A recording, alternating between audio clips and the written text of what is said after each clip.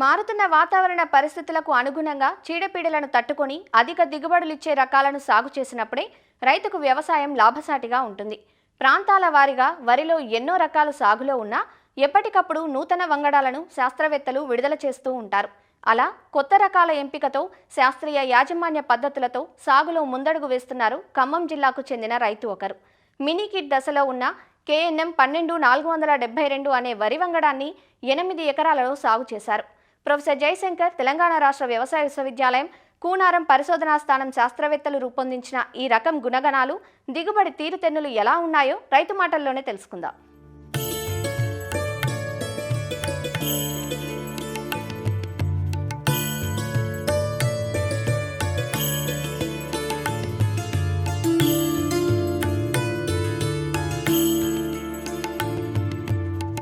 నిండైన కంకులతో పచ్చగా కనబడుతోన్న ఈ క్షేత్రం ఖమ్మం జిల్లా నేలకొండపల్లి గ్రామంలో ఉంది. ఈ నూతన వరి వంగడాన్ని సాగు చేసిన రైతు వెలగపూడి రామకృష్ణ. మొత్తం 20 ఎకరాల సేద్యం ఈయనది. ఒక 8 ఎకరాల్లో ఈ రబీలో కూనారం 12472 అనే వరి వంగడాన్ని వేశారు. ఇది మొదటి మినీ కిట్ దశలో ఉన్న రకం. గత సంవత్సరం వానాకాలంలో విత్తనాభివృద్ధి చేసి యాసంగిలో నాటుకున్నారు. BPT 5204ను పోలిన సన్నగింజ రకమిది. దుబ్బుకట్టు బాగుందని, కంకి పొడవుతో, అధిక గింజల సంఖ్యతో పాటు ఎండాకు, పొట్టకుళ్ళు, అగ్గితెగులు, దోమపోటును తట్టుకునే ఈ రకం నుంచి ఎకరాకు 60 బస్తాల దిగుబడి వచ్చిందంటూ తన అనుభవాలను తెలియజేస్తున్నారు రైతు రామకృష్ణ. నేను నాగార్జున సాగర్ ఎడమ కాలువ కింద 20 ఎకరాల వరకు వ్యవసాయం చేస్తుంటాను. దానిలో ఒక 8 ఎకరాలు KNM 12472 అనే రకం తీసుకొచ్చి పెట్టాను. వర్షాకాలం మినికిట్ పెట్టి దాని నుంచి వచ్చిన పంటతోటి ఈ 8 ఎకరాలు మళ్ళీ నేను రబీలో పెట్టాను. ఈ ఇత్తనం వచ్చేసి కంకి బార్ వచ్చేసి 13 నుంచి 14 అంగుళాల దాకా ఉందండి. 400 చిల్లర గింజలు ఉన్నాయండి.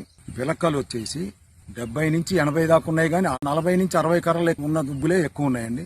నారు నేను డిసెంబరు 8వ తారీఖు నారు పోసి జనవరి 8-10 తారీఖు లోపు నాటేయడం జరిగింది.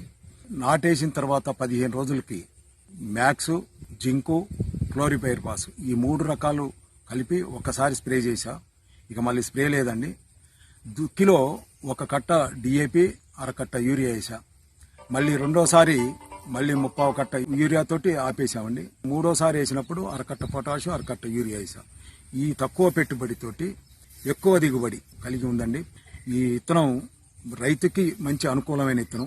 చౌడు భూమిని కూడా తట్టుకొని కింద పడిపోకుండా నిలబడి ఉండే పైరండి ఇది. ఈ విత్తనం గాలికి కింద పడదండి. ఇది వచ్చేసి జింకు లోపాన్ని తట్టుకుంటుంది, పొట్టకుళ్ళు తెగులు తట్టుకుంటుంది, ఎండాకు తెగులు తట్టుకుంటుంది, దోమపోటును తట్టుకొని, మెడిరుపును తట్టుకొని నిలబడి ఉండి మంచి దిగుబడినిచ్చే విత్తనం. 20,000 ఖర్చు పోతే 50,000 మిగులుబాటు ఉంటుంది 35 క్వింటాల్ అయినప్పుడు. అదే 40 క్వింటాల్ అయితే ఎకరానికి 60,000 మిగులుబాటు ఉంటుంది. ఇది కాలువల కింద కానివ్వండి, బోర్ల కింద కానివ్వండి, చెరువుల కింద కానివ్వండి, బాడవలో కానివ్వండి, చవుల్లో కానివ్వండి, ఎక్కడైనా పెట్టుకోవడానికి. అయితే ఈ విత్తనం సరఫరా చేయడానికి నేను విత్తనం సిద్ధం చేస్తున్నానండి.